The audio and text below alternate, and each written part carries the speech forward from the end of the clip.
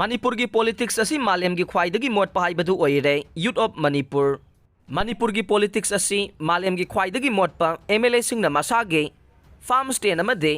गत लैजदबा एमएलए अमा ओइबगे ethics याउदबा dignity अदुबो इकाई खुमनदबनी हाइना यूथ ऑफ मणिपुर की माइकैदगे सोशल मीडिया दा थादोरकपा वीडियो फुटेज अमदा हाइरे। वीडियो फुटेज असिना मखाताना फोंदोकलिबदे एमएलए खुदिंगमंगना मसागी रेस्पॉन्सिबिलिटी अमदे ड्यूटी खंगदबा एमएलए अमा ओइरगा अइखोइना करी तौ हाइबनो हाइबदो ngaranggi ngakha oiriba youth of manipur gi nahasingda ngarang hangbagi thabak satharakke amaromda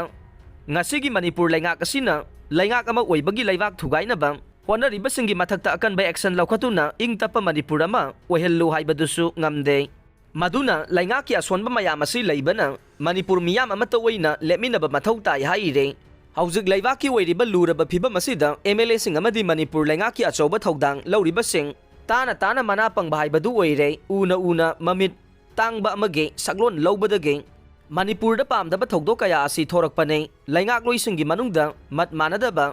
अमगा अमगा ताथोक तासिन तौबा यानदबा तोखाई तोखाई ताबगी खुदम सांगदम कया यूथ ऑफ मणिपुर द लै मदुना यूथ ऑफ मणिपुर न नन वायलेंस द युमफम ओइदुना खोंजंग सांगसिन बने अदुबो ngasi फावबा यूथ सिंगी ख्वालाव मखोइना ताबीद्रे यूथ सिंगी पावर खंबीद्रबनीना लैबाक मियामगा तानरगा इरैबाक मणिपुर कन्नबा खोंजंग संगसिनगने मदुना हौजिक वायलेंस ओइबा थबक अमता तौबिगनो थबक खुदिंगमक लैबाक मियामगा पुल्लगा मियामगी अपुनबा खोलाव तारगा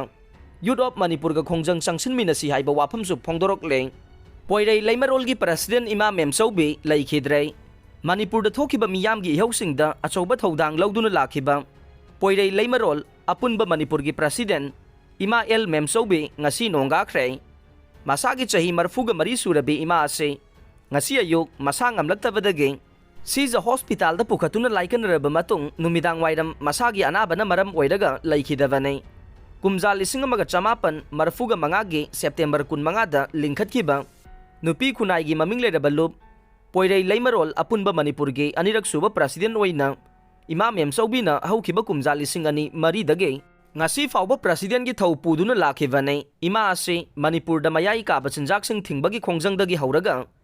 ing lisingani amage jun taragani pangi miyam gi hau thangjam manorama gi mise afaspa gi mayokta sangsin gi bakhongjang citizenship amendment bill gi hau amade sahi sigi me ahum dagi satharaki ba ihau sing asida mama ama woina mangjil thana chongthoktuna lakhibane ima asina laikhida ba matamda machanupa ahum amade machanupi ani lehaude इमा असिना लैखिदबदा माइकै कयादगी अवाब फोंदोरखरे